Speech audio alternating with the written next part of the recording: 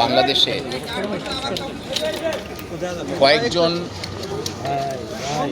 অভিযুক্ত ব্যক্তির পক্ষে যে নিযুক্ত যে বিজ্ঞ আইনজীবী যারা ছিলেন তাদের রিকোয়েস্টে অ্যাজ এ সিনিয়র প্লিডার হিসাবে আমি এসেছিলাম আজকে বক্তব্য উপস্থাপন করার জন্য। আপনারা জেনেছেন এবং আপনাদের অনেকের উপস্থিতিতে লার্নেড চিফ প্রসিকিউটর প্রথমেই অনারেবল ট্রাইব্যুনালকে জানিয়েছেন যে আমার নাম উল্লেখ করে যে উনার ব্যাপারে গভর্নমেন্টের একটা ডিসিশন আসছে এবং সেই ডিসিশনের ক্ষেত্রে আজকে যদি না আসা পর্যন্ত উনি যদি এখন কোনো বক্তব্য রাখেন তাহলে সেই ক্ষেত্রে একটা কনফ্লিক্ট অফ ইন্টারেস্ট হবে এবং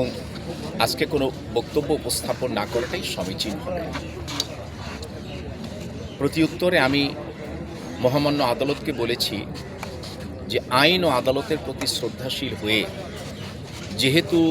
লার্নেড চিফ প্রসিকিউটর যেই ইন্টিমেশন অনারেবল ট্রাইব্যুনালকে দিয়েছেন এবং বলেছেন যে আমি দায়িত্ব নিয়েই কথাই বলছি, সুতরাং সেই ক্ষেত্রে যতক্ষণ পর্যন্ত কোনো ইনফরমেশন ইন রাইটিং আমি না পাচ্ছি এবং যতক্ষণ পর্যন্ত সেই যদি এরকম কোনো ইনফরমেশন ইন রাইটিং আমার কাছে আসে, কোনো প্রস্তাবনা যদি আসে, সেই ক্ষেত্রে আমি একজন পেশাজীবী আইনজীবী হিসাবে বিষয়টি যদি আমার মনোপুত হয় এবং আমি যদি মনে করি যে হ্যাঁ আমি সেই অফারের সাথে অ্যাকসেপ্ট করব, তখন সেই ক্ষেত্রে আমার পেশাগত সামগ্রিক বিষয়টি বিবেচনায় নিয়ে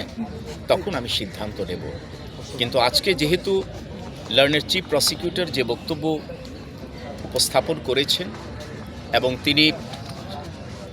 সূচনা লগ্নেই যে কথাগুলো বলেছেন,